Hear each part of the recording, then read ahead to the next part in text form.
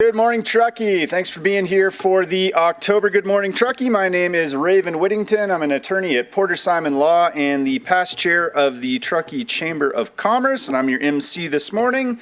Today's program is going to be on Truckee quality of life, building a healthy, active, and supported community. What makes Truckee such a special place to live, work, and play? And so our speakers this morning are going to be Sven Leff, the general manager of the Truckee Donner Recreation and Park District. We have Anna Roth and a number of speakers from the Tahoe Forest Hospital System, and Shannon Doherty with TTHAC, Tahoe Truckee Homeless Action Coalition, and a number of people that work with her, and the nonprofit spotlight will be on the Truckee Lions Club. But first, as we always do, let's thank our sponsors. The presenting sponsors are Kelly Brothers Painting and Tahoe Forest Healthcare System. The latte sponsors are the Town of Truckee, PT Revolution, Schaefer's Mill Golf and Ski and Lake Club, Moonshine Inc., Tahoe Truckee Media, Truckee Tahoe Unified School District, Sierra Sun 101.5, Truckee Tahoe Radio, Porter Simon Law Offices, and Auerbach Engineering. The Cappuccino sponsors are Tahoe Truckee Community Foundation, Gold Ring Travel, Boreal Mountain Resort, and Woodward Tahoe, East River Public Relations and Marketing, JKAE, Tykert and Trout Creek Outfitters. The Espresso sponsors are Mountain Hardware and Sports, Mount Lincoln Construction, Tahoe Dave's, Peak Digital Studio, Dixon Realty, LP Insurance Services, Contractors Association of Truckee Tahoe, Martis Valley Mobile Notary, and Lyft Cowork Conference and Wellness Center. And as always, thank you to the crew that puts this on from the Chamber, as well as the town for hosting us here in the room. So let's go around and introduce all of you. Why don't we start with you, Jan? Jan Zabriskie, Truckee County Mayor, Nevada County.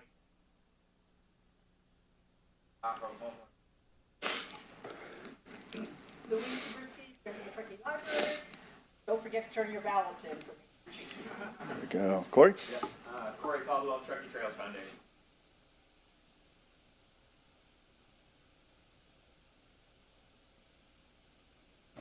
Ted. Ted Owens, Tahoe Health System, and Truckee Donner Land Trust.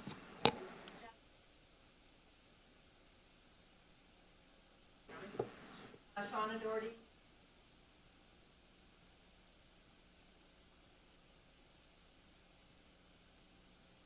Caroline Kraft. Golden Travel. Truckee Barry Priestman, local chiropractor. Kathleen Egan. That's the Truckee.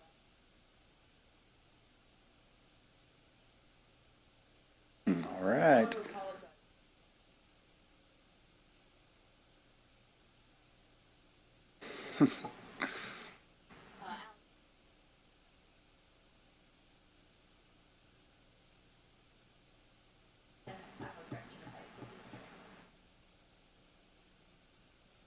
Thank you. Anna?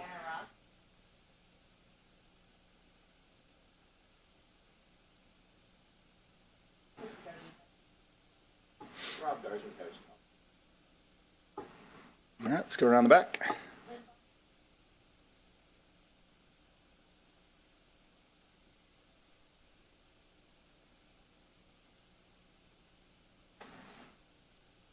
Andy?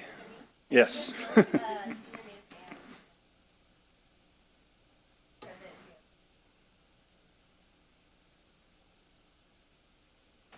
Smith.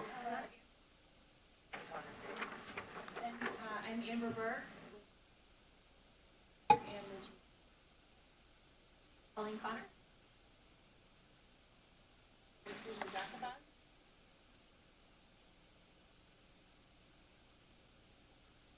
All right, did I forget anybody? Okay, well, thank you so much for being here. We appreciate it. And now we're going to start with our first speaker, Sven Leff, the general manager of the Truckee Donner Recreation and Park District. Welcome, Sven. Thank you, sir. Good morning, everybody. It's really easy for me at Rec and Park to talk about quality of life and all the good things that, making life living here rock. So I may get off script. I may get really verbose because I like to talk too. And so Raven promised to give me the hook when it's time. It's also, I wasn't entirely sure how many people I'd be familiar with in the audience. I'm intimidated now by this group, and I'm going to try to customize my words to what you might really find interesting. Our mission statement at the Recreation and Park District aligns perfectly with today's subject as well. That is truly right there what we're all about. Healthy and active lifestyles. I myself, as a general manager, I'm coming up on my 3-year anniversary in that role. I've been working here for 8 years and have been in Parks and Rec as an industry for 35 years and longer. Got first paychecks in high school and a degree in rec, MBA. It's just my life. I love this stuff.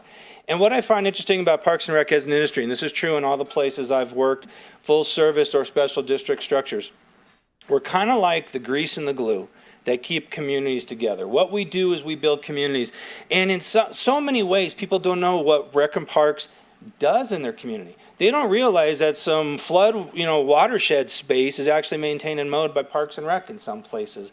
They know when they go to a rec center that has their logo on it, that's Parks and Rec, but lots of times they don't really see how we're working between institutions and bringing people together. And as the grease and the glue, we really are happy being in the background lots of the times, just to keep it awesome, just to keep enjoying our work and seeing people enjoy what they're using in our facilities, in our planned activities, more commonly in the events. Today is really just going to be an overview of some of that information. Our website, if there's any additional information that I don't cover you want to look into, this is one of the homepage shots, tdrpd.org. Lots of information there. Yes, the ice rink is opening the Friday before Thanksgiving.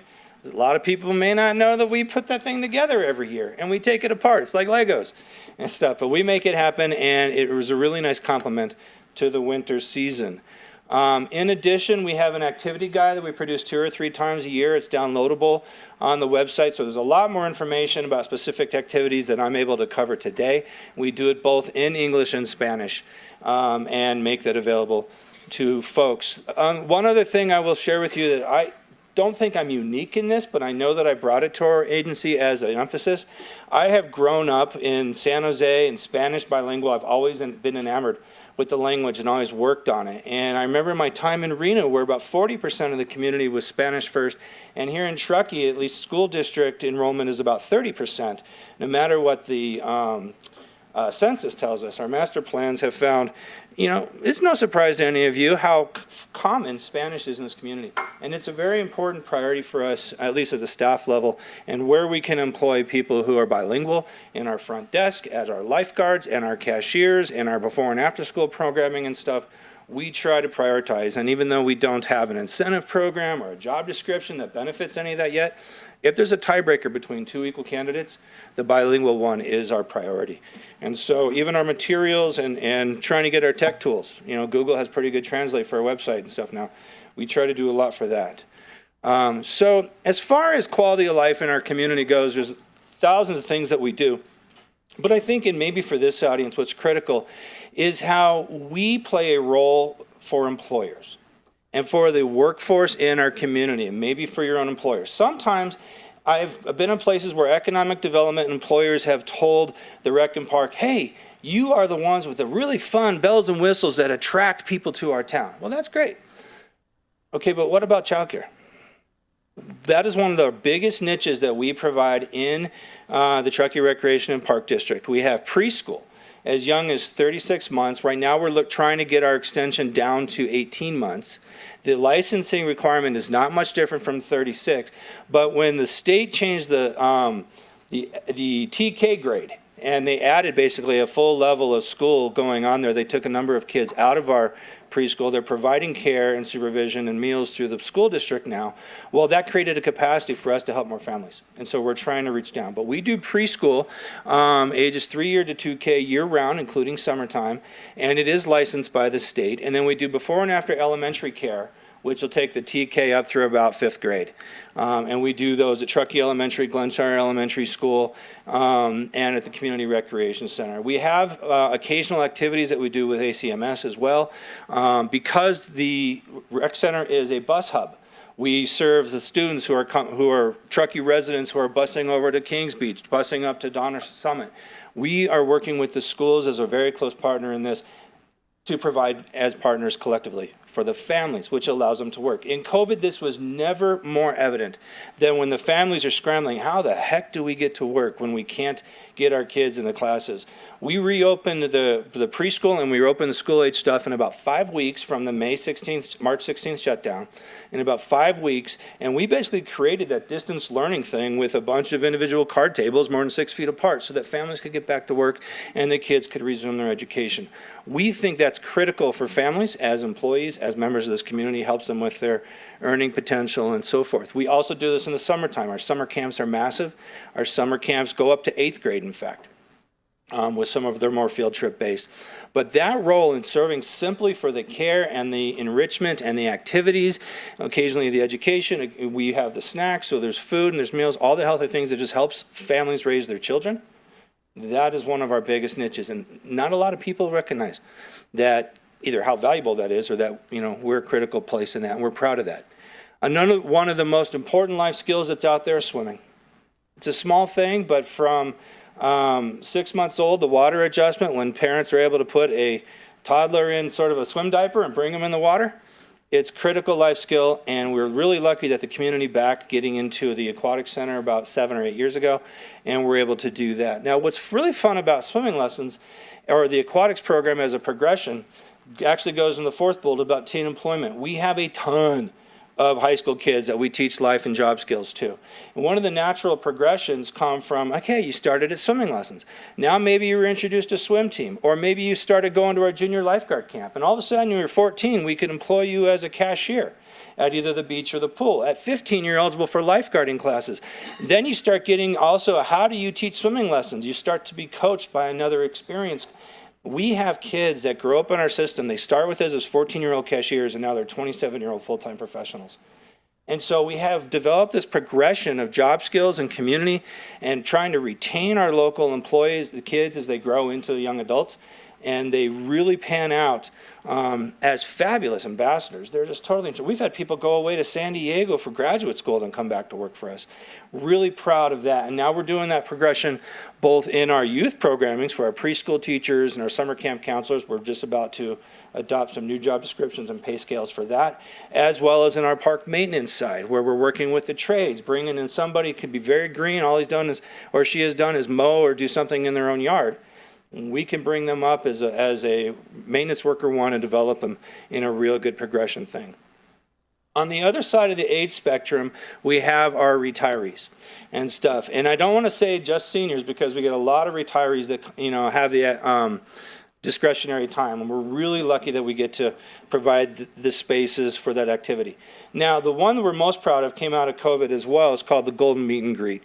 It's kind of like this. It's a real casual thing, Thursday mornings about 9 to 11. It's more leisure, social, get informed about ways to be involved and help anybody who attends maybe discover a little bit more about our community. However, I remember an advertisement that I saw in a magazine about 15 years ago, and it was somebody about my present age, kind of in a gym working out. I was like, don't call me a senior. Was the thing on the ad. And we know that there's so many people on the upper side of the age spectrum that are able, very active, have the resources, love to do stuff.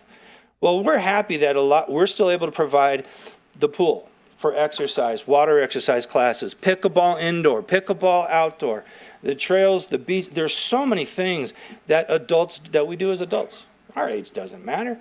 We provide a lot of that, and we find that there's a number of people in our community that don't get called a senior or a golden.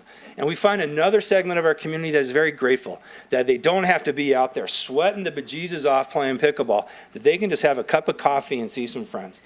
And that is a really cool thing on the spectrum. And if we have this multi-generational, my parents come to town a lot, and it's like, okay, well, how do I care for my parents while I work? I'm really grateful that those opportunities exist through recreation and parks as well. Now, the other things that we simply do, if you think of activity, of course, we're really grateful with our youth. We able to offer sports, dance, theater, and arts. Truckee Community Theater, they're a fabulous partner for us at the Art Center. I forget Sherry's dance, Nevada Dance Academy, I think is Sherry's program. She has raised kids for 25 years on ballet and other styles of dance. Really excited about that. Of course, our adult league, some of you I know play in our softball and some of the other things we do. Hockey, soccer, you name it. We have these types of active things. I think what resonates more widely in our community, and this is the kind of thing that makes our community pretty awesome, is the types of events that happen in this town. You guys know that almost every weekend there's something going on. A lot of those happen in our parks. We don't plan them all, but we facilitate. You know, and here's the thing that nobody really likes to talk about, or too many new planners don't think about: garbage and bathrooms. Our staff are very well versed in the requirements by the county and the permitting and what you need and what they cost and what exists in the parks and what you need to bring in and stuff. But that makes an event extremely critical for the comfort and the flow and how successful it is. Those events can be very social. They can be simple leisure, music and the arts. Think of music in the park down in the summer times at Regional Park. Attended by people of all ages. We get 1,000 to 2,000 people every Wednesday night. And it's always, it feels like a really great sense of community when you watch people have those reunions and stuff. Events you could talk about, like the 4th of July over at West End Beach. You can consider the ski swap coming up. This Friday night, we're actually going to have the Halloween thing working with the Downtown Merchants Association. And so there's all these things that pop up. It's a big truck day just happened on Saturday in partnership with the town and so many businesses in town. If you haven't been to that, that is such a heartwarming, kick-butt thing. You watch a bunch of 3, 4, 5-year-olds going, ooh, I get to drive the school bus. And then you watch their 45-year-old parents going, oh, great, I want to watch the school bus. Because we're all big kids, too. And it's just kind of funny how this event pulls off. It's pretty cool. I think what matters for Recreation and Park District is the facilities that we provide. Some of them are very active and indoor. Some of them are very casual and passive outdoor. The activities that we use them as well. Some of them we intentionally organize and invite people to participate. That would be a soccer league over at Riverview. Some of them a partner will set up. Truckee Community Theater will plan everything and invite you to the Community Arts Center. Sometimes you'll simply go to the park with your family and have a picnic and throw a football. That's just as important in what we do in providing for families to have independently directed or programmed and actively planned things to come do. We're running a few acres short of where we should be to maintain the population. We're working on that with our master plan. But it's interesting with all these facilities that we have, and this is a bit of a map, it doesn't really read really well. For our community, the quality of facilities we have, per 1,000 per capita beats every other city I have ever visited. I don't care if you go to Houston, you look at their big, beautiful downtown thing by the convention center. It's run by Conservancy. I don't care if you put this up against Millennium Park in Chicago. You put our community up against Santa Fe. Per capita, we kick ass. And we have each other to be grateful for, our institutions to be grateful for. I forget the number of acres we have in our parks. We only have about 9 or 10 parks. The Rec and Park District only owns about a third. The other 2/3 comes from leases and partnerships from the school district, from the sanitary district, from, being in the spotlight, I'm going to blank on this. Sanitary, let's see, we got sanitary district, we got the hospital district, we got the PUD, we got the school district, and then there's so many other ways with it's not landowners that we're partnering with all of these different agencies that we have here in the community. We have a ton to be proud of, and I'm just lucky enough, gracias, I'm lucky enough to, okay, great. I'm just lucky enough to, be able to lead the team that we have in working with all of our partners and working and maintaining these facilities and planning these activities. And it's not something that Rec and Park did on its own. It's not something that the future will be defined by our Rec and Park alone and stuff. Somebody in this audience may be thinking, I always really wanted to be doing this curling thing at the ice rink. Well, guess what? We're already thinking about that. But did you know our ice rink is not big enough for regulation curling? And you're like, oh man, well, I'm Canadian. And I love curling and I have resources. Let's find a way to do a full-size rink. Well, guess what? We've tried that. The project on that full-size ice rink, I think the third iteration, they hoped it was $6 million. It came back construction estimates at 19. Implosion. However, You look, as I've talked with Tony Commendatore, who is the president of the Truckee Donner Horsemen's Association, and they do a lot of the activities over at the horse arena in Regional Park. He's like, yeah, you know what, in the wintertime, why don't we do ice here? This thing, the horse ring is larger than an Olympic or an NHL size hockey rink. You've already got a sandy base. You can buy temporary piping that rolls out in a mat. We've already got the chiller. Hook it up, lay it out. Let's build some dasher boards, string up some festival lights, and let's play some real hockey and curling. Now, it sounds easy. That's a heck of a lot of work and cost, no question. But maybe the person in this room who's the Canadian, Olympic gold medalist in curling, maybe you got connections and want to bring it to town. Those are the kinds of things that I'm lucky enough to try to cobble together in serving our public. So in a nutshell, and that was really fast, and I didn't see too many eyes off me. That was pretty cool. I'm just really lucky to be able to do what we do.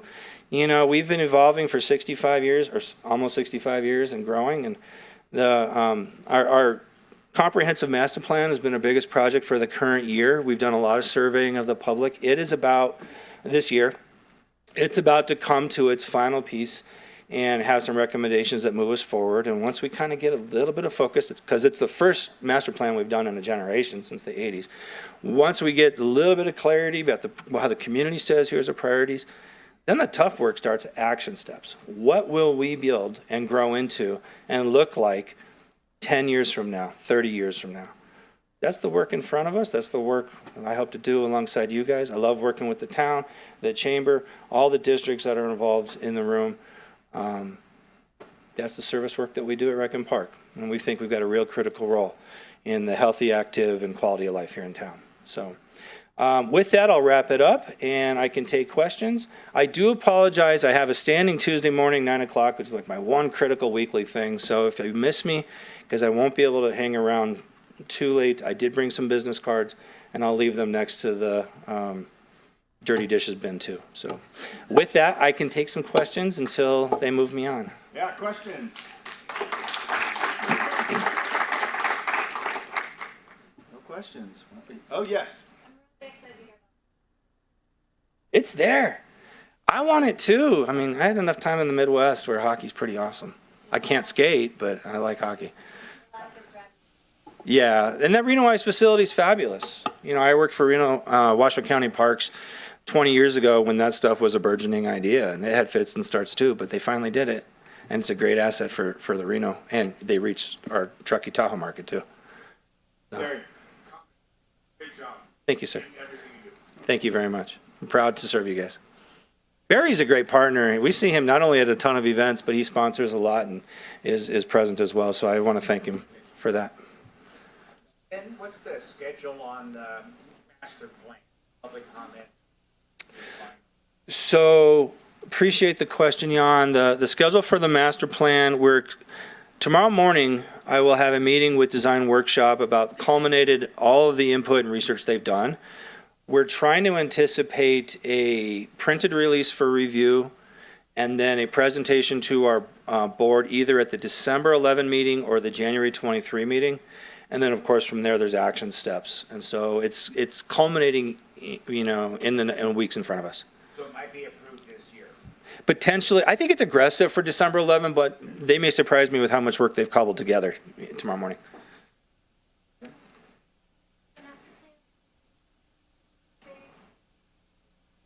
It does. So there's actually the first part of the master plan where we were serving what does the community need. It starts, a little bit more context. The Rec and Park District, we've adopted a 5 acres per 1,000 capita standard for space. That is the maximum allowed by the state of California. With the population growth in the last 10 or whatever years, we're 27 acres short. If we get to the 2040 projection that was included with the town's 2040 comprehensive plan, we will be 42 acres short in 2040. So there's the land need we have. Anybody's got a few acres, let's talk and stuff. Okay, so now we polled everybody and said, what do you need? And we had a statistically valid survey, and then there was, hey, okay, everybody in the world go ahead and stuff the ballot sort of polling.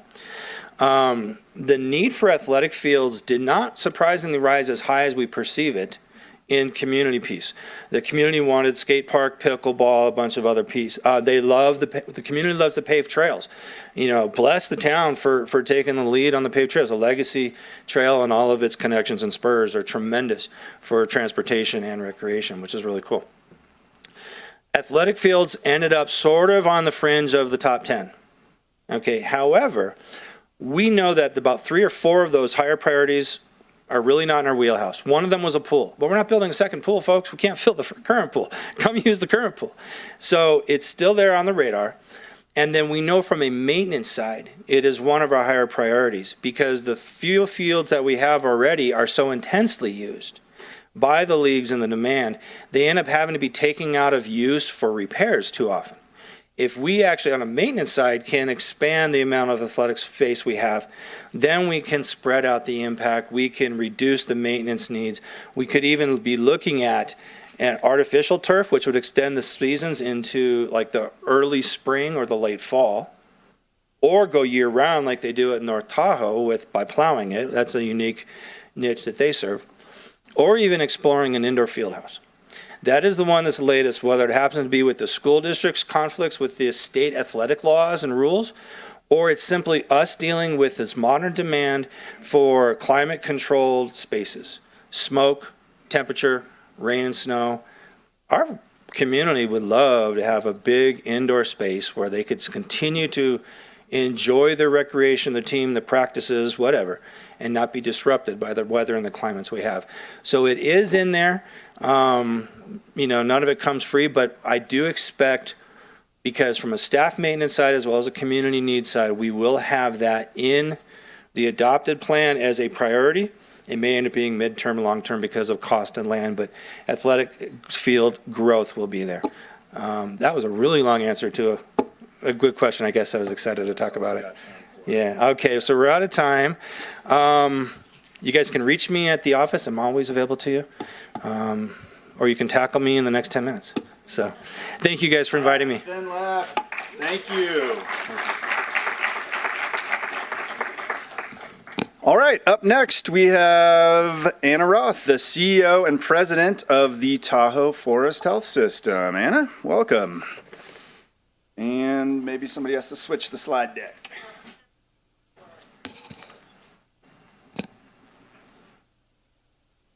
There you go. Thank you.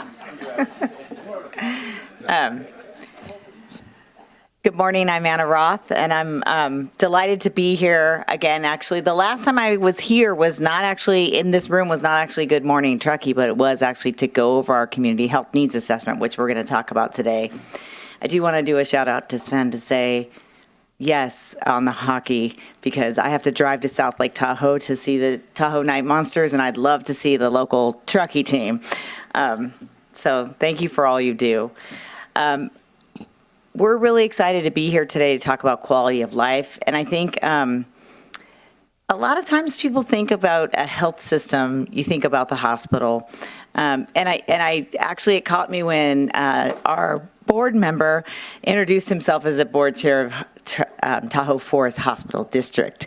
I will give a sneak preview that Ted Owens is working on a proclamation. We actually are going to change our name to Healthcare District, because we believe so much that our system is so much more than the hospital. It's about health. And that's what we're going to talk about today. That's coming in December, by the way, I think. Is that right, Ted? So that's a little sneak preview. I want to start with a quote from our board chair, Michael McGarry, and he asks often, what does it mean for a health system to be the center of health in a community? And that sounds like a really simple question, but actually we're not really designed to produce health. We're designed to produce care. This is sort of, and so I think that what we're thinking about as we lean forward into the future is, what should we look like 10 years from now, 20 years from now? And we asked that question, and I'm struck by when I first arrived here, almost everybody has asked me, what's your vision, Anna? What's your vision? They tell me, and I will say like what the vision was of the last 2 CEOs. And one of them it was around the cancer center. And one of them, it was around financial stability.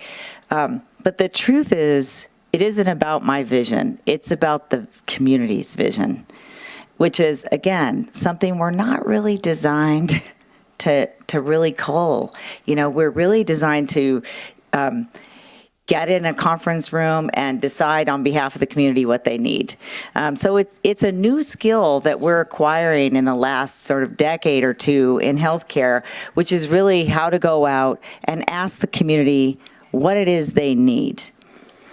I want to actually, there's a lot of work been going on this, and I want to actually call out Dr. Darzinkavich, who is actually the board member who has the honor to work with our community health needs team, which is a spirited, rambunctious team that is really working on connection with our community, because we know that when a community is connected, great things can happen.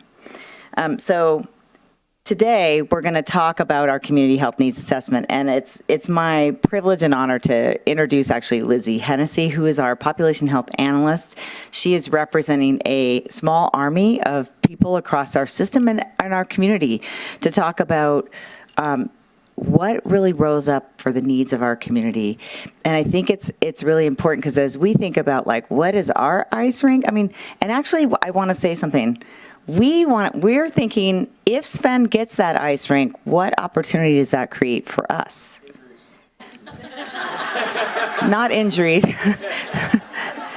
Maybe it is sports medicine, but maybe it's also a place for us to go to connect with people, like we're at the schools. You know, it's more than just being.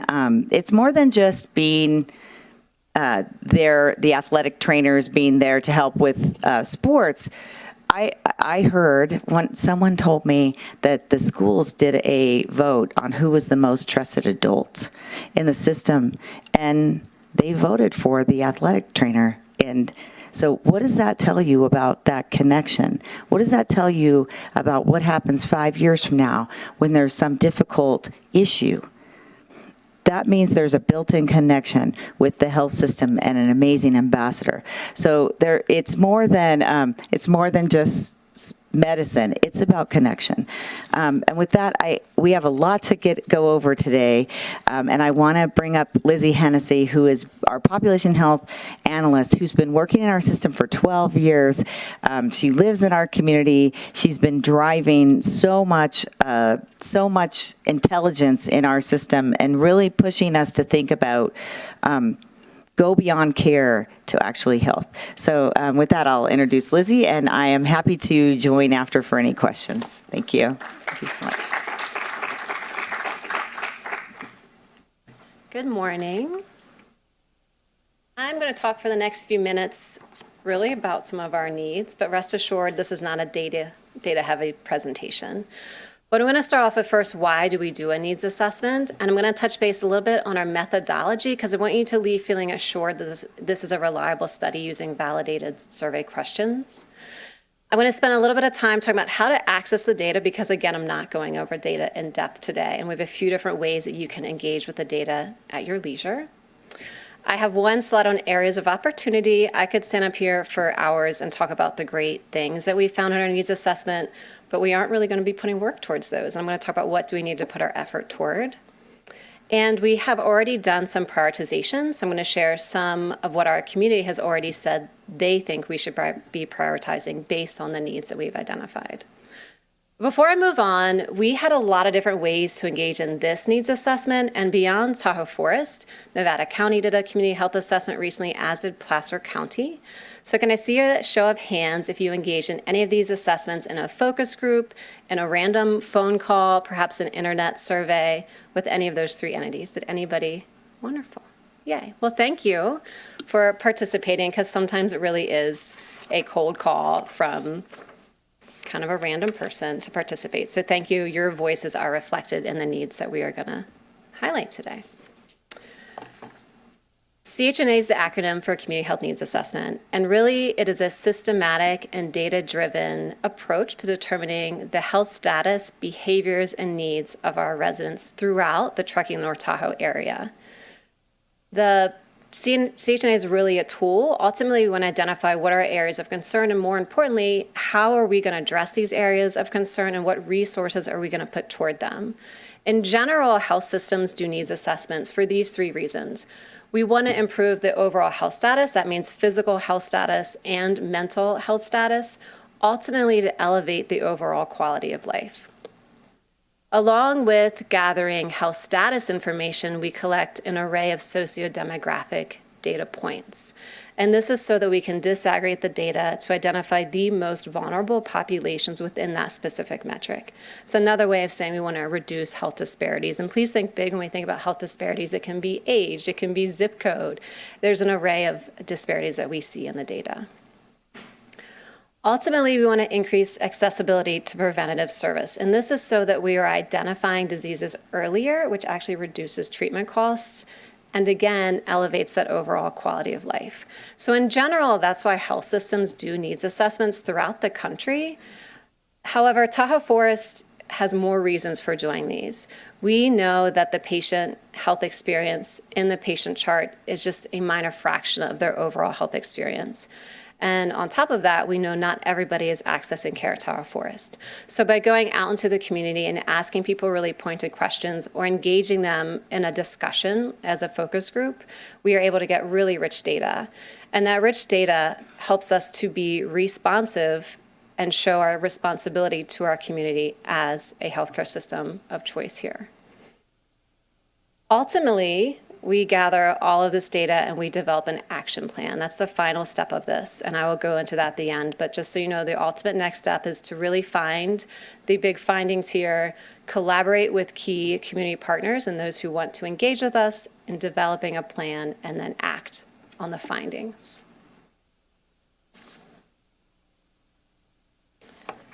This is the one slide on our methodology. And what I want to emphasize here is there's 4 different ways that we really sought community voice and reflections of our community. So this is starting off with secondary data, which is another way of saying Tahoe Forest did not secure that data. We relied on census findings and vital statistics, and even Tahoe Truckee Unified School District's California Healthy Kids Survey. So all of that is populated into the 200-page report that you can check out. There's a couple copies around the room. But that's data we didn't directly collect, mortality data, for example. We did, however, collect primary data in the next 3 elements. So about 130 people were identified to be part of a key informant survey. They could participate online. It took around 10 minutes. And ultimately, 61 key community leaders, some of whom were physicians, but most of whom were on boards or engaged with the Rotary or spiritual leaders or leaders of social service organizations. And we asked them to provide feedback on what they are seeing in the communities that they're serving. We also asked them to help rank some of the bigger needs that we already know to be existing. The biggest part of the needs assessment was a population level survey.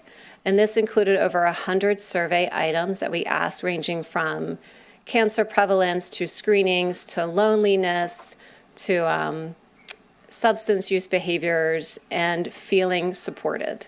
Really an array of questions to get an overall picture of any individual's health.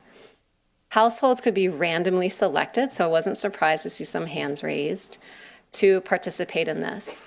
We used validated questions so that we can compare to other communities throughout the country, to other communities in California, and also to be able to measure trending. So if we keep using the same question that we know people understand the question and respond in a way to answer the question regardless of where they're in the country, that we can follow the trend of that data and feel assured that it's reliable. And also the last step we did 3 focus groups. So Sven's already left, but one of the subpopulations we targeted were seniors at the golden hour, and we were able to go to the golden hour at the rec center to do a focus group with seniors. We are also fortunate to be a participant in the youth forum that is facilitated by the school district and the community collaborative, and use the youth voice from that to feed into our community health needs assessment. And we also partnered with Sierra Community House to do a Spanish language focus group. I should also add the population level survey was fully bilingual. Participants could participate in Spanish or English. So in total, we had around 800 people contribute to the findings in our needs assessment, either through the random survey or through targeted outreach we did with Sierra Community House, through a focus group, or through a key informant survey. So a lot of voices are really represented here. And the map is really showing the service area, primary service area, Tahoe Forest Health System. You can see we're multiple counties and 2 states. Okay, so I'm gonna, again, not show data, but I really want you to leave knowing if you would love to see data, we have a lot of it. So you can read the report. It is around 200 pages, and most of it is pictures and graphs, so it's actually not just text heavy. You can also watch a 30-minute recording of the community forum that Anna referenced took place here a couple weeks ago. If you really want to know the data, though, I encourage you to read it because different things will stand out to you than what we presented on at the forum. We could only present on a handful of those 100 survey items. And what I'm going to show you now is actually if you have a specific service area, health area you're curious in, for example, disaster preparedness, you can actually go into this interactive platform and look at the data specifically on that. And I highlight that one because we do not talk about that one in the forum. And we know with fires that were mentioned earlier and snow situation here that there is a need to be prepared for disasters.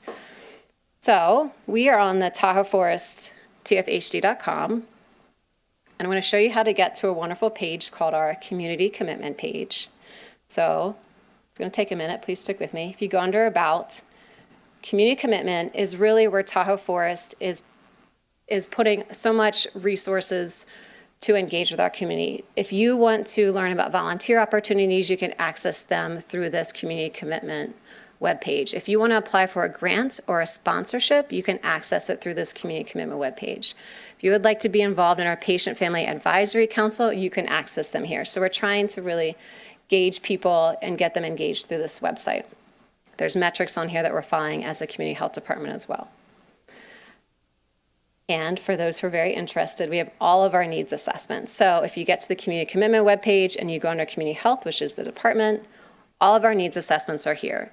This 2025 was our 5th community health needs assessment. We did the first one in 2011. So if you would like to read back, please feel free to do so. But on this page, you can see the full report, you can see the 60-minute video, and you can check out this tool that I'm going to go to, healthforecast.net. So this is where you can really interact with the data. This is only data from our needs assessment.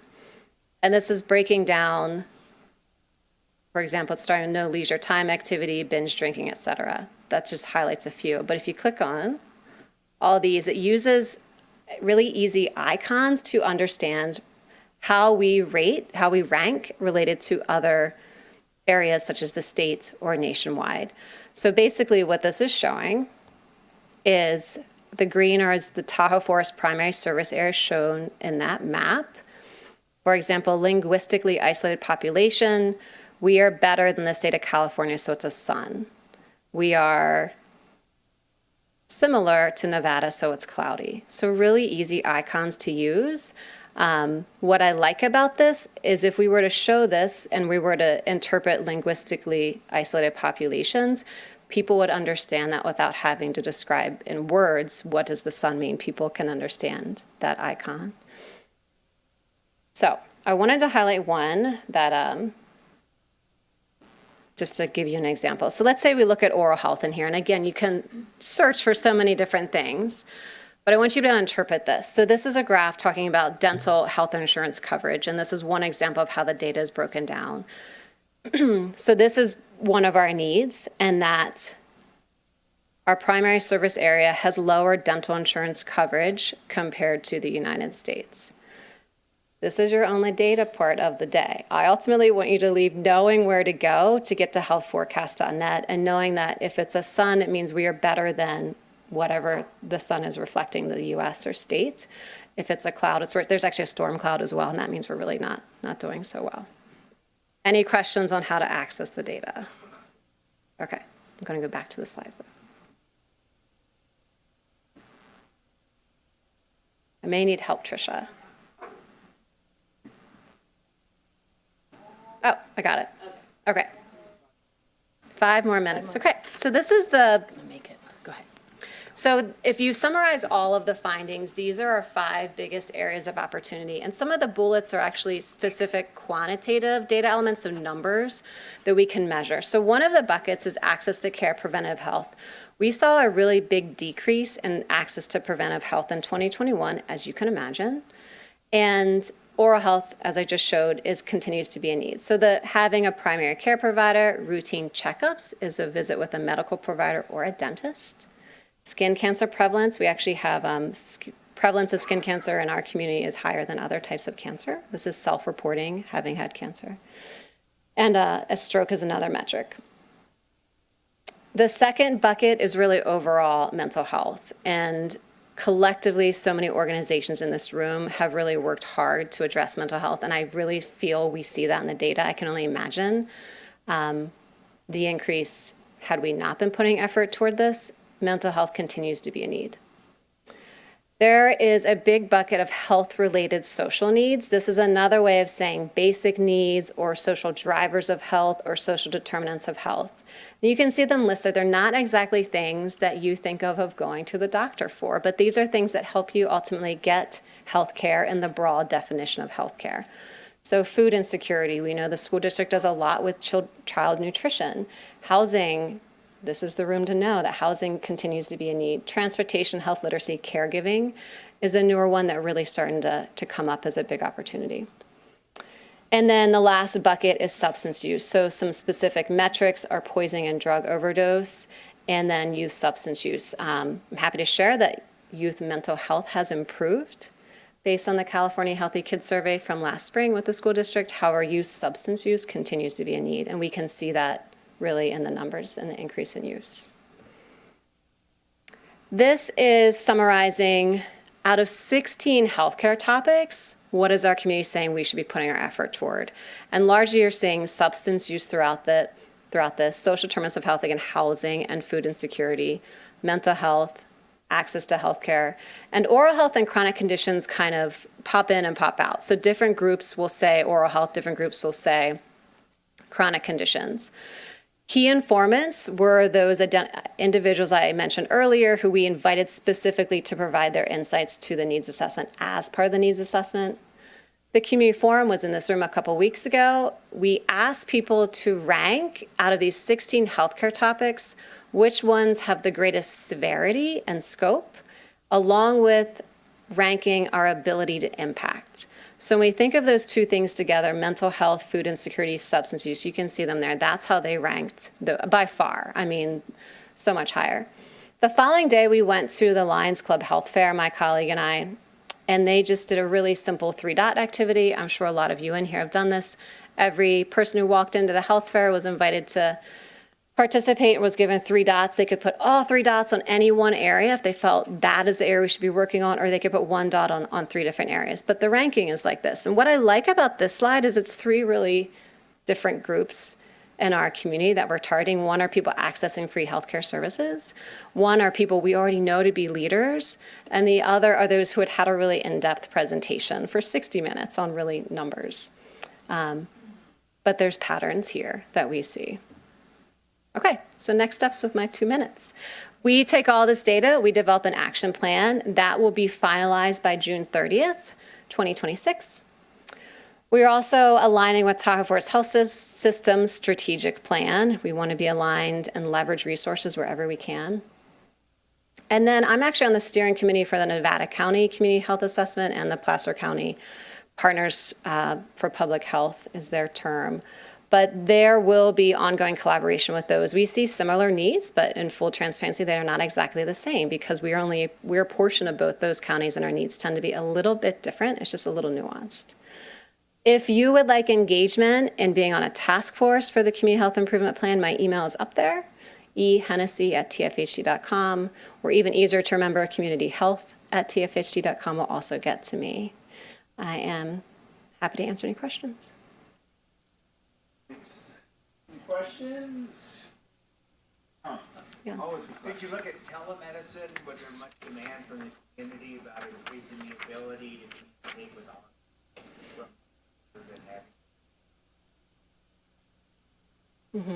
We don't ask specifically about service lines like that, but we ask about experiences. So what barriers have you encountered in trying to access care? And there's that great slide that breaks down cost, transportation, appointment availability to get to that. I see telemedicine as more of a solution to address the barriers. So we weren't necessarily asking about telemedicine at that point. Questions? All right. Thank you. Thank you, Lizzie. We appreciate it. Thanks. Anna Roth and Lizzie Hennessy from the Tahoe Forest Hospital District, but soon to be healthcare system. Yes? Something along those lines. All right. Okay, up next we have Shauna Doherty with the Tahoe Truckee Homeless Action Coalition. All right, well, Shauna. Watch the cord. And Young. Yeah. Is this all set up? Good morning, everyone. I'm Jan Zabriskie, the mayor of town of Truckee. As I said earlier, I'm just going to do an introduction here on the Tahoe Truckee Homeless Action Coalition. We're working to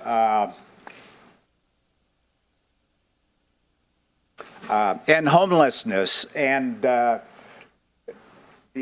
coalition was formed very much at the instigation of the Tahoe Truckee Community Foundation, so they certainly owe an expression of appreciation.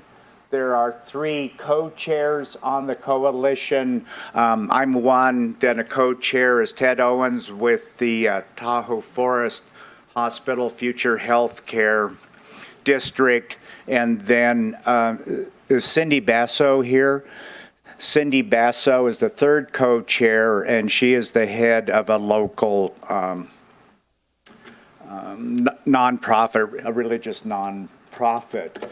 The Jasmine Bro is going to handle part of the presentation, then Hardy as well.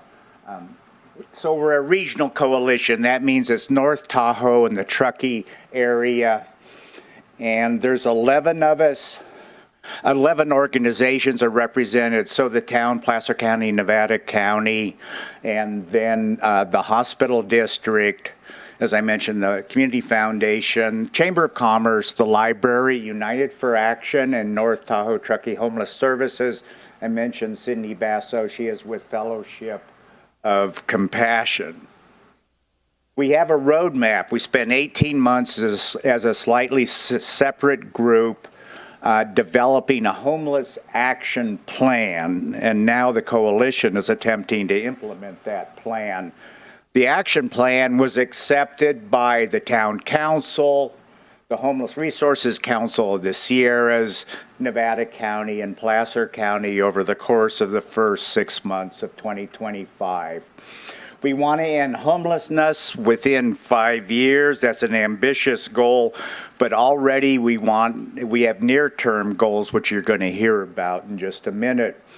We want vulnerable individuals to be able to access services. That would mean information on just how to achieve housing or earn money, and then also advice and counseling, whether it's for substance abuse, mental health, alcoholism, or just a personality disorder, whatever, anything that helps stabilize their lives and gets them pointed to their ability to live independently with their own home. To achieve these goals, we need to work collaboratively. As you saw, it's 11 organizations trying to work together. We all have slightly different missions, but here we are coalescing against to serve an important purpose in achieving that reduction in homelessness. General projections are that homelessness across the United States is going to increase if we don't do something affirmatively to reduce the trend. Truckee is not isolated from the rest of the nation as much as we would like to think so. And so this is the goal of the coalition, reducing homelessness. And now we want to pass off this remote thing to, is it Jasmine? Jasmine Bro with the Nevada County Health Services will talk about homelessness in the Truckee, Tahoe area. Thanks. Thank you, Jan. All right. Good morning, everyone. So we want to talk about who is homeless in our community. So there's a list of myths. I want you to raise your hand if you've ever heard any of these myths. People who are homeless should find a job. Homelessness is a personal failure. People choose to be homeless. All homeless are drunks and druggies, and homeless people are dangerous. So raise of hands if you've ever heard someone say that. Okay. So these are very common myths, and the facts are usually a little different than the myths. So many homeless, and this is true in our community, and then this is also based on a national level. So many individuals who are experiencing homelessness do work, but it's extremely challenging to keep a job when you're unhoused. Homelessness is first and foremost driven by a housing shortage and expensive housing costs. And low wages and health and family crises usually exacerbate the issue and then cause someone to fall into homelessness. Most people who experience homelessness are forced into it by eviction, losing their job, or having an unsafe living situation. We see domestic violence as a very high reason for people who become homeless. And then research shows that substance use is often a result of homelessness rather than a cause. So someone may be using substances just like many of us in this room use substances. However, once someone falls into homelessness, that substance use becomes intensified. And then the longer you are homeless, the harder it is to get out of homelessness, and the cycle continues and perpetuates itself. And then people who are experiencing homelessness are far more likely to be victims of crime than their perpetrators. When you're sleeping out on the street, when you don't have a safe place to be, violent attacks, theft, the list goes on. Okay, so this is statistics about people who are experiencing homelessness in the Tahoe Truckee region. So this is from North Tahoe Truckee Homeless Services, and they are a program under AMI Housing. And so they collect demographic information from all the individuals that they serve. And so most of the individuals experiencing homelessness in our community are male, with a small quarter of those individuals being female. We see that we have an aging population. So you see most of our individuals are 46 and above, and then we have 20% that are 60 years or older. That's concerning when you think about health and aging in place when you don't have a home. And then we have a very small percentage of veterans experiencing homelessness, with most of the individuals not being veterans. So our point in time count, how many people have heard of our point in time count?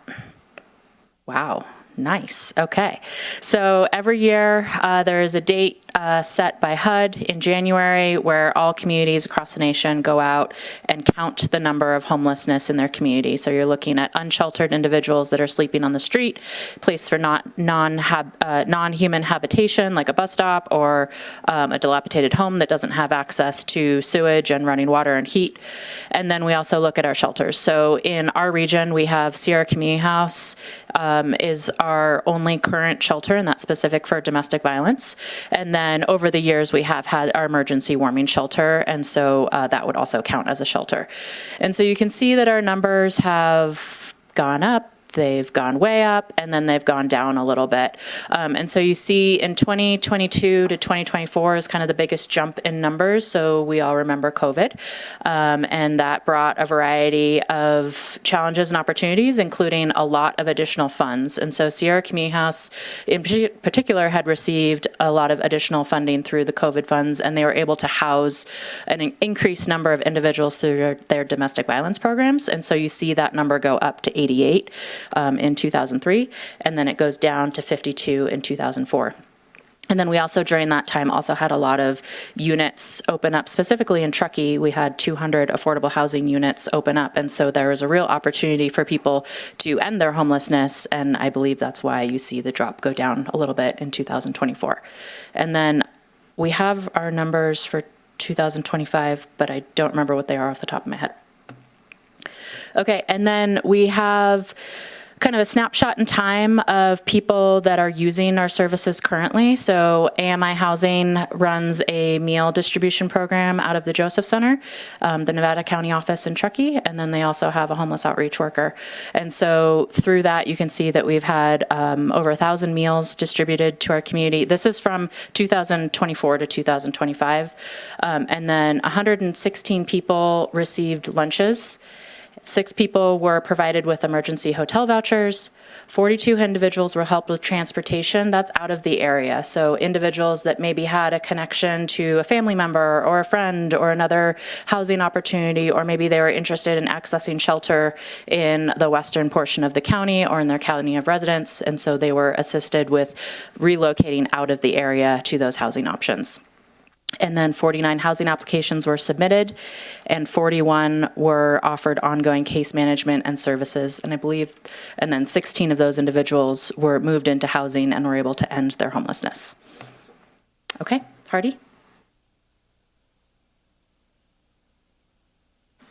Thanks, Jasmine.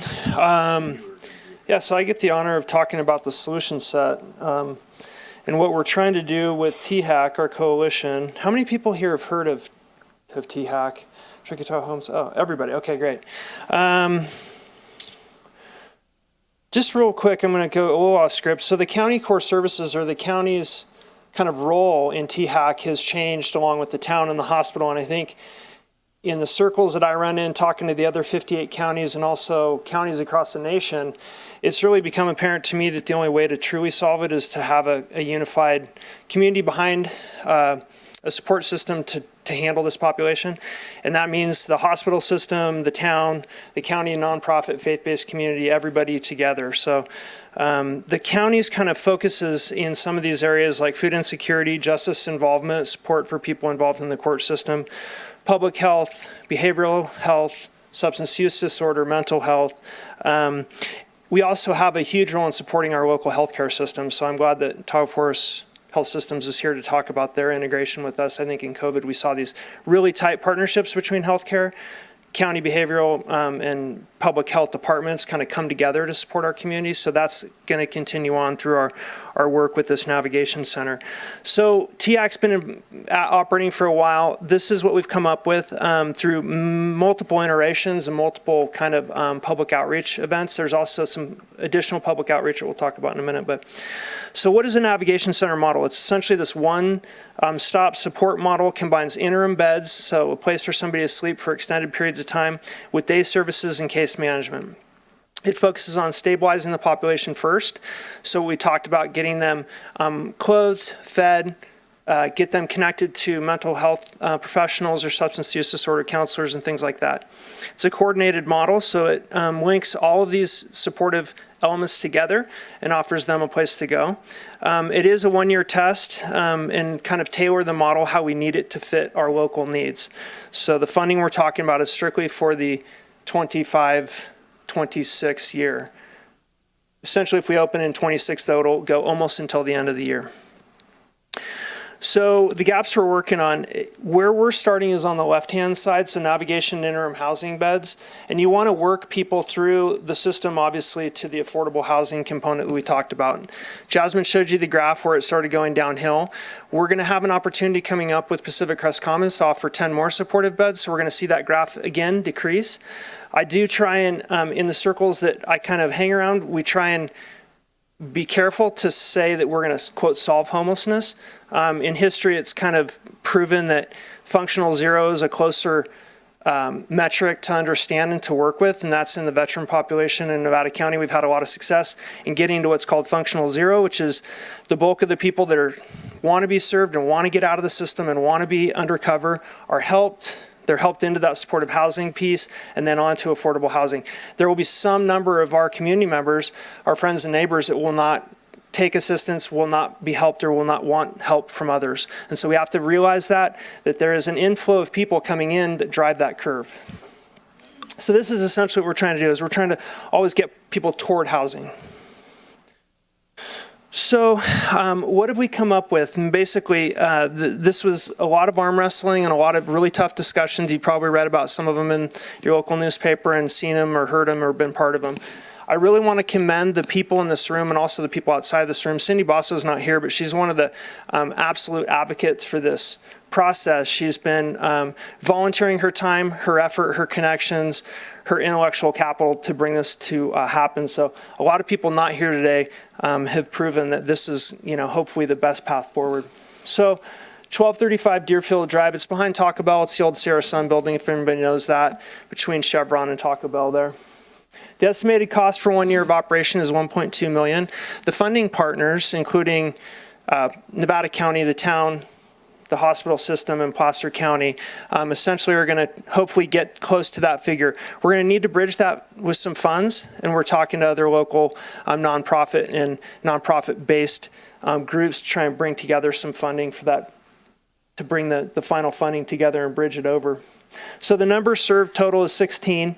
The services include case management, meals, and services on site, commonly referred to as wraparound services during the daytime navigation center portions. That will be 6 interim beds. These are the long-term beds.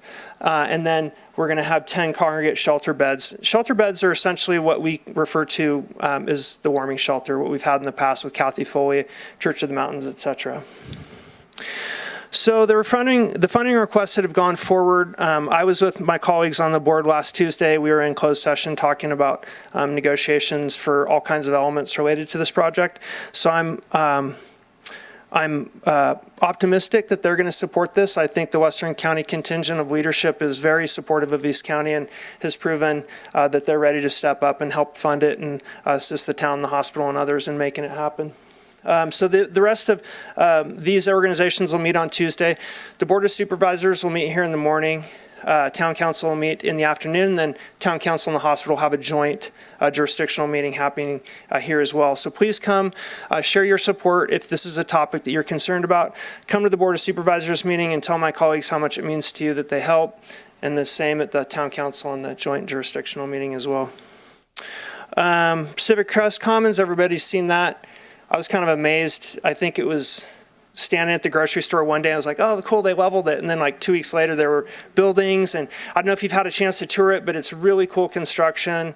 They use these things called stud packs, which are big robot-built glued structural components. It's pretty cool. So go in there and check it out. But anyway, 10 permanent supportive housing, apartments, studios, services coming in 2026.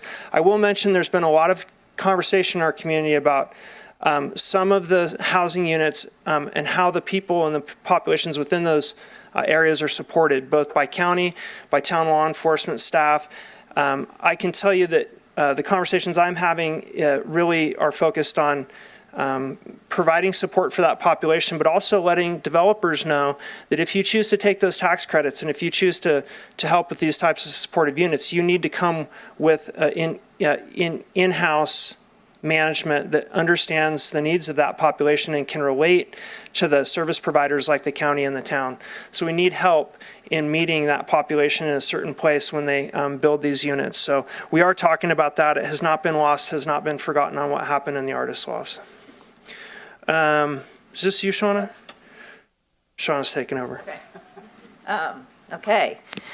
So a couple of highlights is over the last 10, 15 years, we've been addressing homelessness in a very reactive way and through the heart. And it's been amazing, and it's been very folksy and volunteer. We've been in Church of the Mountains, we've had outreach. And really what you're seeing with this group is a move towards a really proactive approach. And we're really now sort of implementing models that have proven track records at a national level, and it's incredibly exciting. So one nuanced point is many of you are familiar with a warming shelter, which would be triggered by extreme weather, and then we would release people at 8 in the morning, and they would be downtown, and they would be walking around. We've completely switched the model, and so now we're going to have a center where people can truly stabilize, because we're not, it's night and day. So for the shelter, it will be 4 months, 24/7. They don't have to go anywhere. They can really build trust and connection and start to move towards stability, and then the interim housing. So one thing I have here is sort of what's the call to action for you as leaders in the room is you are going to go out and people are going to say things about homeless people. And what I would ask you to do is please go to our website and learn the vocabulary.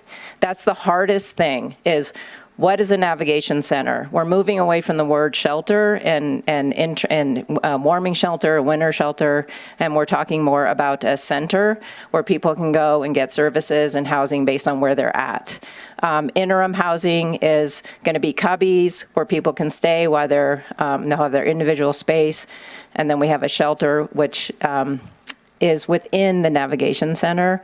We have permanent supportive housing, which is going to be a leased place where people can stay for, like a regular lease, and they will have access to services to be able to be successful in that housing. And so I just ask all of you to take it upon yourself to learn that vocabulary so that when you're out talking to people and they say something and it's not quite right, you can say, well, actually, Truckee's going to have its first permanent supportive housing.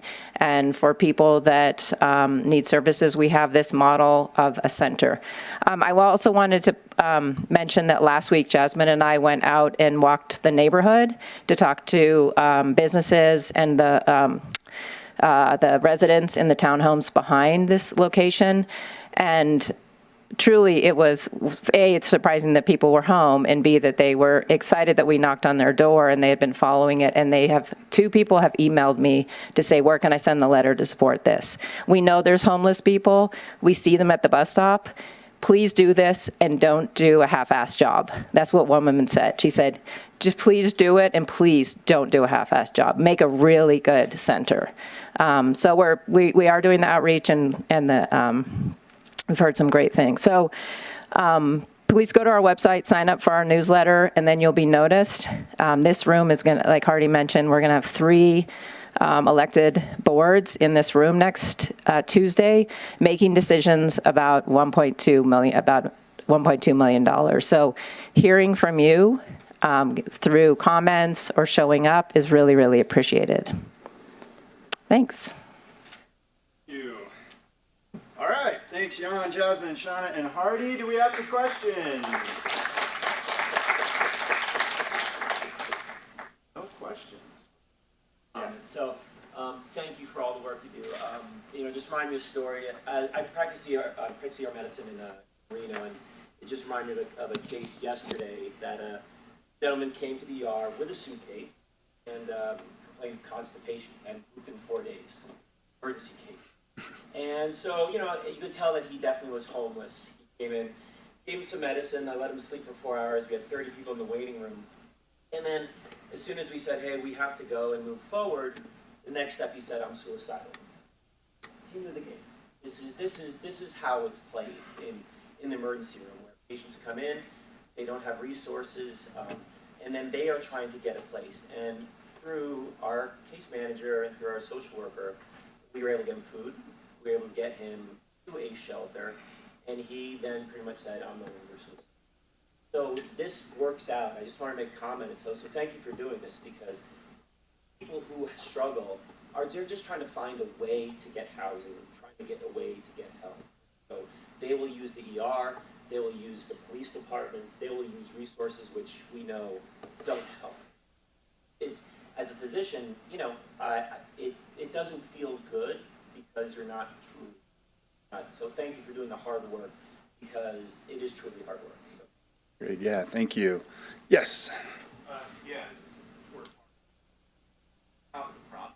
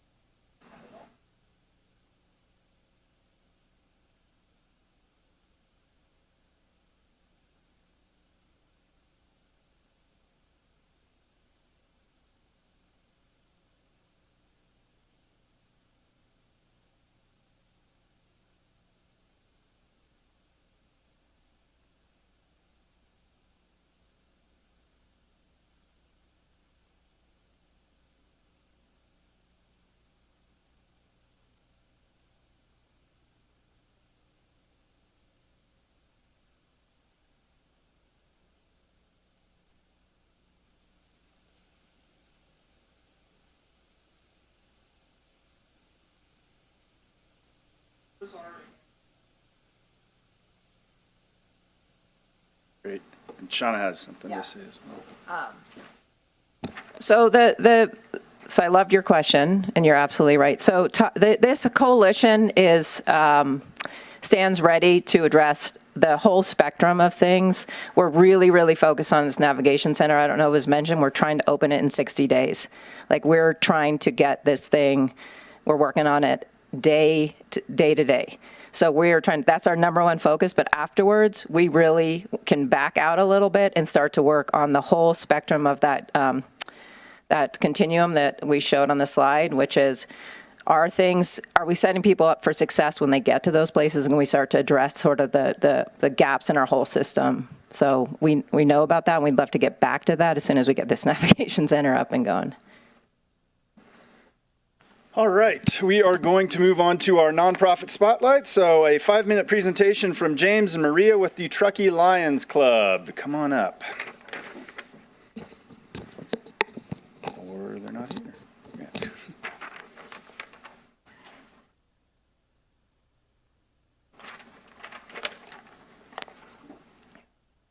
Hello. For those of you who don't know me, my name is James Bartlett, and one of the things I do is I am the president of the Truckee Host Lions Club. Thank you so much for having me here today. The Truckee Host Lions Club has been serving the community for 97 years, very long time, and we're very proud to keep that spirit going strong today. Our mission is simple. We serve our neighbors, and we make Truckee a healthier, more connected, and more compassionate place to live. Recently, we had a free health fair over at the Parks and Rec, which I believe was mentioned. It was our annual community health fair. It was a huge success. We welcomed over 114 attendees, 97 adults, 17 children. 42 residents received free screenings. 32 were referred for full eye exams and glasses, which is a program that the Lions Club provides. We provide vouchers for those. And we also added a few new services this year. So we had a skin cancer prevention through Placer County, which was great. They were handing out like sunscreen and chapstick and stuff. We also had family support services. Sierra Community House was there. They were great. CHP was there as well. They inspected 20 car seats and distributed 15 new car seats into the community for those who could not afford them themselves. We were incredibly grateful for the community support that made it possible. Raley's, U.S. Bank, a few others were instrumental in making this all happen. Our volunteers and partners, we had, I think, like 40 nurses come out, and they were all volunteers, and those were the ones that were administering all of the tests. So it really felt like a full town-wide effort for us as a club. So that was a big success. We'll be doing that again next year. Our club is active and growing. We have about 20 members right now. Always looking for more. So, I see a few lions out there, I'm sure. And we've been partnering really closely with a few other community-based organizations and service clubs. So we were just recently at the Sunrise Rotary Bingo.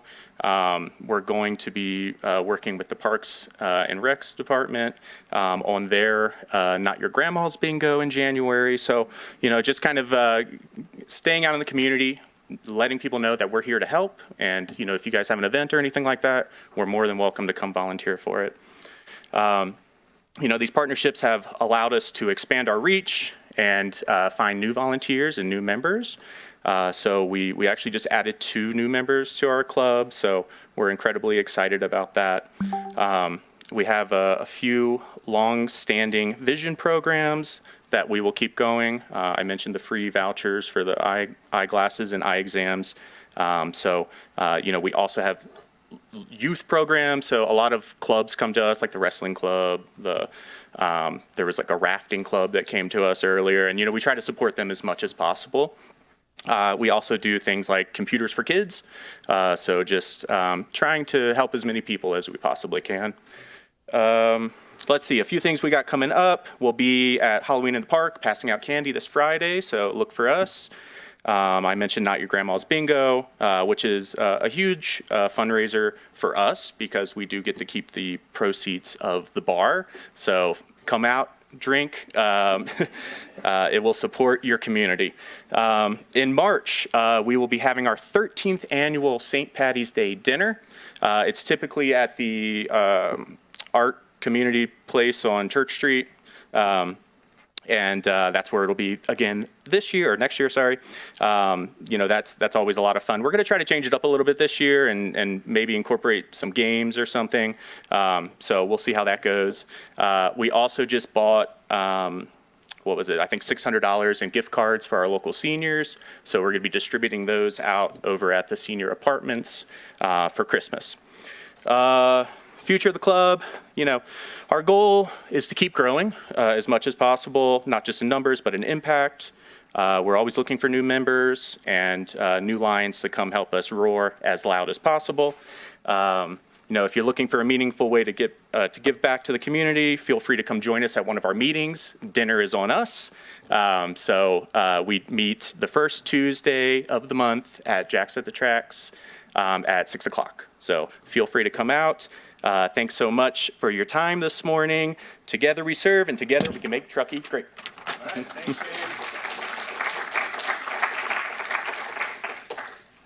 All right, we'll go around and do stump speeches. Who has stump speeches? Yes.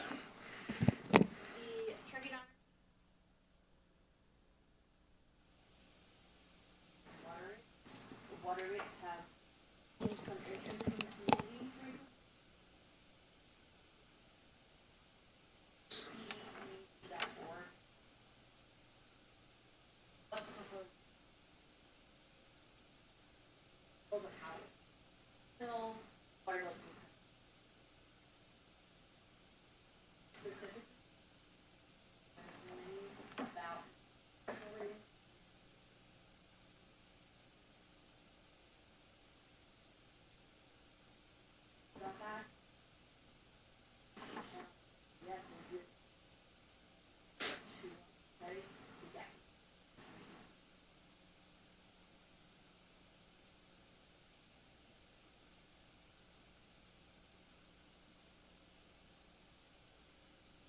Great, thank you.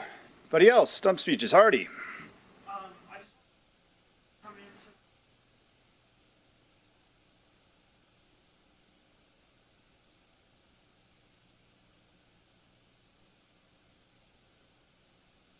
what's besides that.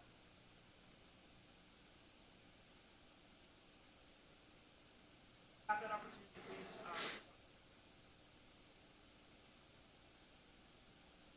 I'll sit down.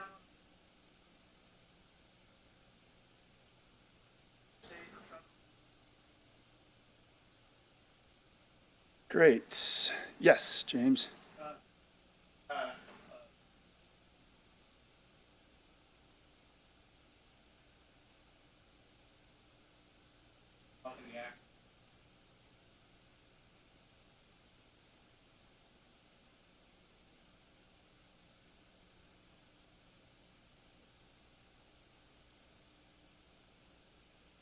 Excellent. Anybody else? Yes.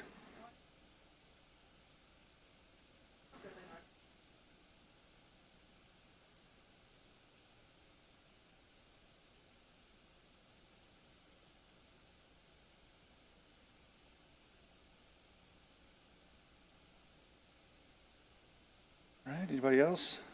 Yes. Izzy?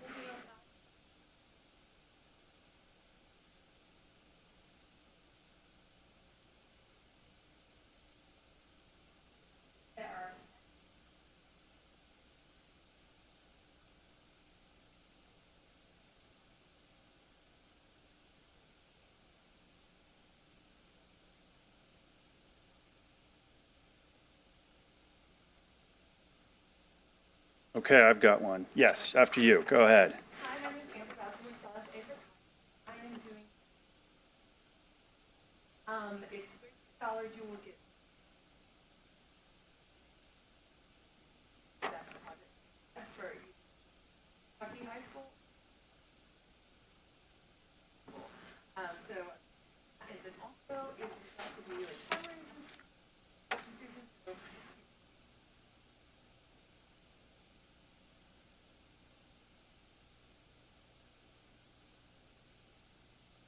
All right, great. I will stand in for my ex-wife, Kimberly Whittington, who has poured her heart and soul into founding Tahoe Ability Program, and it's a community organization, 501c3 here in Truckee for adults with developmental disabilities, and it serves about 30, I believe, individuals within town, and they have their annual fundraiser, which is November 6th from 4 to 8 p.m. at Palisades at Fireside Pizza, and all the proceeds will go to the organization. The motto for the organization is creating inclusion, independence, and advancement for people with disabilities within their community. So particularly in Truckee, we have limited resources compared to bigger cities, and when people phase out of the school district, those resources really fall through. And so Tahoe Ability Program fills that need, and it provides things from day services to helping people find jobs, from the whole spectrum, from somebody with autism all the way up to cerebral palsy. So if you feel like supporting, go to TahoeAbilityProgram.org, and their fundraiser is on the 6th. Without further ado, unless anybody has anything else, we will do the door prizes. All right, I'll go back.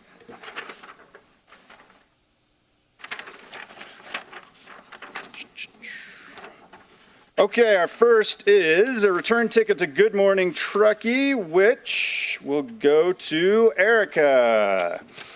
You were going to come anyways, so we'll do redo. Kathleen Egan, who is also going to come and not here. How about Anna? All right.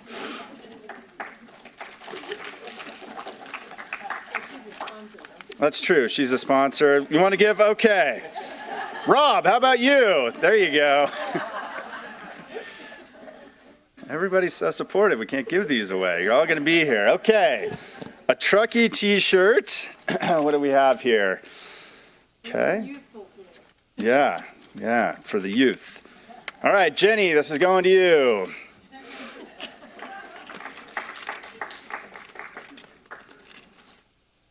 And a kid's big truck hat. Well, actually, let's do the bear in the snow paperweight. We're all about to be there. Okay. Katie Schaefer. And finally, to give to your kid or grandkid, or if you have a very small head, I suppose, a kid's big truck hat is going to Colleen Connors. Colleen Connors. Thank you so much for everybody. Thanks to the presenters. Thanks for all of you. It takes a village. It takes a community. Good morning, Truckee. We will see you in November. Take care.